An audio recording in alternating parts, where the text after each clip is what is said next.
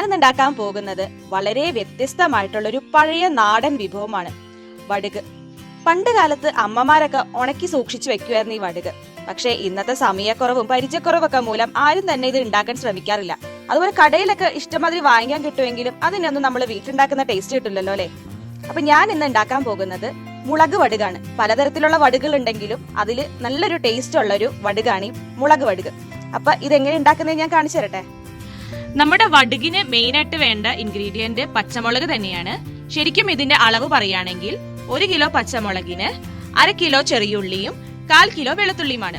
ഞാനിത് വളരെ കുറച്ചാണ് ഉണ്ടാക്കുന്നത്. അപ്പൊ ഞാനൊരു വലിയ ബൗളിന് 1 ബൗള് പച്ചമുളക് എടുത്ത് വെച്ചിട്ടുണ്ട്. അതേ പാത്രത്തിന് തന്നെ 1/2 പാത്രം ചെറിയുള്ളി എടുത്ത് വെച്ച് ചെറുതായിട്ട് അരിഞ്ഞു വെച്ചിട്ടുണ്ട്. അതുപോലെ 1/4 പാത്രം വെളുത്തുള്ളി എടുത്തിട്ടുണ്ട്. പിന്നെ നമുക്ക് ആവശ്യമുള്ളത് അവലാണ്. അത് എന്ത് അവലായാലും കുഴപ്പമില്ല. അത് നമുക്കിത് ഇടിക്കുമ്പോൾ ഉരുട്ടിയെടുക്കാൻ വേണ്ടിയിട്ടാണ് അവലെടുക്കുന്നത്. അത് ഞാനിപ്പോൾ അളവ് പറഞ്ഞില്ല, ഉപയോഗിച്ച ശേഷം പറയാം. അതുപോലെ ഒരു 3/4 കപ്പോളം ഞാൻ കറിവേപ്പില എടുത്ത് വെച്ചിട്ടുണ്ട്. 1 ടേബിൾ സ്പൂണോളം മഞ്ഞൾപ്പൊടി, 1.5 ടേബിൾ സ്പൂണോളം ജീരകം, നല്ല ജീരകമാണേ. പിന്നെ ആവശ്യത്തിന് ഉപ്പും, പിന്നെ നമുക്ക് കുറച്ച് എണ്ണയുടെ ആവശ്യമുണ്ട്. ഇനി നമുക്കിത് എങ്ങനെ ഉണ്ടാക്കുന്നതെന്ന് നോക്കാം.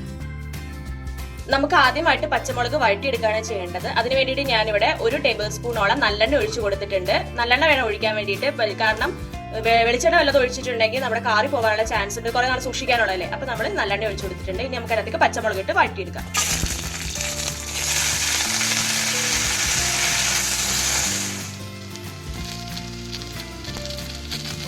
നമ്മുടെ പച്ചമുളക് ഇപ്പൊ വഴണ്ട് തുടങ്ങിയിട്ടുണ്ട്. നന്നായി വഴണ്ട് വരുന്നതാണ് എന്റെ പാകം.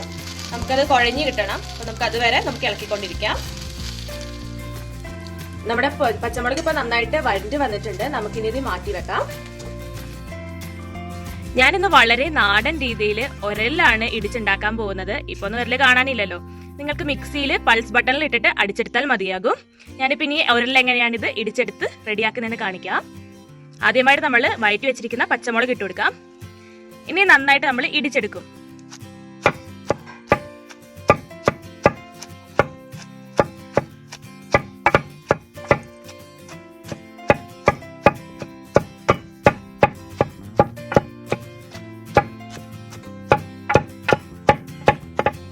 നമ്മുടെ പച്ചമുളക് അപ്പൊ ഒന്ന് ഇടിച്ചിട്ട് പാകമായിട്ടുണ്ട്. ഇനി നമുക്ക് ഇതിന്റെ അകത്തേക്ക് ചെറിയുള്ളിയും വെളുത്തുള്ളിയും കൂടെ ഇട്ട് ഇതുപോലെ തന്നെ ഇടിച്ചെടുക്കാം.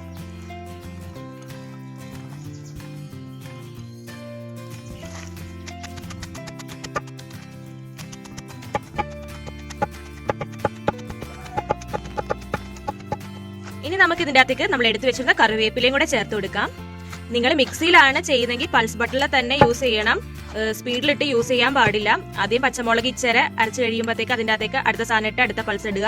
അങ്ങനെ വേണം ചെയ്തെടുക്കാൻ വേണ്ടിയിട്ട്. ഇതിന്റെ അകത്തേക്ക് ഞാൻ ജീരകം കൂടെ ചേർത്ത് കൊടുത്തിട്ടുണ്ട്. നല്ല ജീരകമാണ് ഞാൻ ഇട്ടിരിക്കുന്നത്. ഇനി ഇതേക്ക് ആവശ്യത്തിന് ഉപ്പും കൂടെ ചേർത്ത് കൊടുക്കാം നമുക്ക്. അതുപോലെ മഞ്ഞൾപ്പൊടി. ഇനി ഇതെല്ലാം ചേർത്ത് നമുക്ക് നന്നായിട്ട് തന്നെ ഇത് ഇടിച്ചെടുക്കാം. അരഞ്ഞു പോകാതിരിക്കാനാണ് ഞാൻ പൾസ് ബട്ടൺ യൂസ് ചെയ്യാൻ പറയുന്നത് കേട്ടോ. നമ്മുടെ വടുകിന്റെ മിക്സ് ഇപ്പൊ റെഡി ആയിട്ടുണ്ട്. പച്ചമുളകും വെളുത്തുള്ളിയും ഉള്ളിയും എല്ലാം ചേർന്ന് നന്നായിട്ട് ഇടിച്ചെടുത്തിട്ടുണ്ട്. നമുക്ക് ഇതിന്റെ അകത്തേക്ക് ഇടുന്ന ഉപ്പുണ്ടല്ലോ, കുറച്ച് മുന്നിലോട്ട് നിൽക്കാൻ എപ്പോഴും ശ്രദ്ധിക്കണം. കാരണം ഇതിന്റെ അകത്ത് ഇനി അവലും കൂടി വരാനുണ്ട്. അതുപോലെ നമ്മൾ ചോറിന്റെ ഒക്കെ കൂടെ കഴിക്കുമ്പോൾ വടുകിന് ഇച്ചിരി ഉപ്പ് മുന്നോട്ടുണ്ടാകുന്നതാണ് എപ്പോഴും നല്ലത്. ഇനി നമുക്ക് ഇതിന്റെ അകത്തേക്ക് അവലാണ് നമ്മൾ ചേർത്ത് കൊടുക്കുന്നത്. അവൽ ഇനി ഇടിക്കേണ്ട ആവശ്യമൊന്നുമില്ല.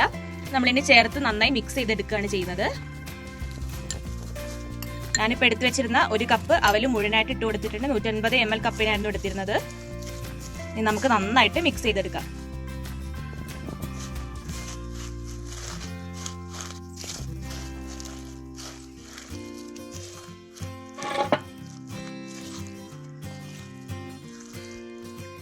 നമ്മൾ ഈ വടുകിൽ അവല് ചേർക്കുന്നത് നമുക്ക് കുഴയ്ക്കാനുള്ളൊരു എളുപ്പത്തിന് വേണ്ടിയിട്ടാണ്. അപ്പോൾ നേരത്തെ നമ്മൾ കുഴച്ചെടുത്തപ്പോഴത്തേക്ക് അതിനകത്ത് വെള്ളം കുറച്ചുകൂടെ വന്ന് നമ്മൾ ഈ പച്ചമുളകും ഇതെല്ലാം ഇടിച്ചെടുക്കുമ്പോഴത്തേക്ക് അതിനകത്ത് വെള്ളം വരും.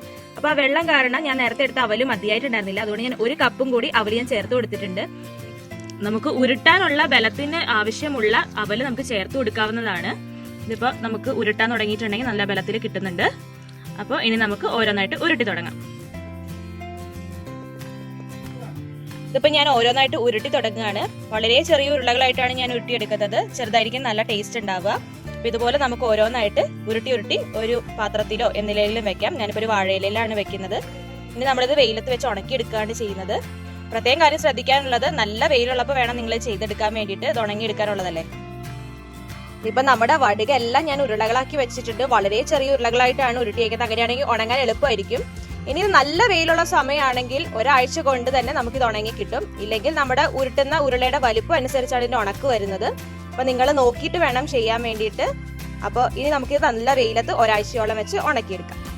ഇത് ഞാനിപ്പോ ഒരാഴ്ച കൊണ്ട് ഉണങ്ങിയെടുത്ത വടുകാണിത്. അടിപൊളിയായിട്ട് വന്നിട്ടുണ്ട്, കണ്ടോ, നല്ല ക്രിസ്പിയാണ്.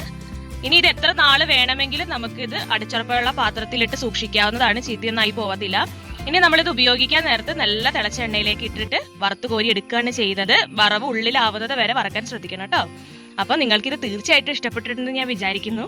അപ്പോൾ ഇതിപ്പോ എളുപ്പമായിട്ട് നിങ്ങൾക്ക് മനസ്സിലായില്ലേ? അപ്പൊ ഇനി ഒന്നൊരിക്കലെങ്കിലും ചെയ്ത് നോക്കൂ കേട്ടോ. ഇനി കടയിൽ നിന്നൊന്നും വാങ്ങിക്കണ്ട, സിമ്പിൾ ആയിട്ട് വീട്ടിൽ തന്നെ ചെയ്തെടുക്കൂ. അപ്പൊ ഇനി ഞാൻ പുതിയ ഡിഷുമായിട്ട് അടുത്ത ദിവസം വരാം. നിങ്ങൾക്ക് ഇത് ഇഷ്ടപ്പെട്ടിട്ടുണ്ടെങ്കിൽ ലൈക്ക് ചെയ്യണം. അതുപോലെ ആദ്യമായി കാണുന്നവർ സബ്സ്ക്രൈബ് ചെയ്യുക. എന്നാലും ഇതുപോലത്തെ പഴയ നാടൻ ഡിഷുമായിട്ട് ഞാൻ ഇനിയും വരും. അപ്പൊ ഓക്കെ, എല്ലാവർക്കും ബൈ ബൈ.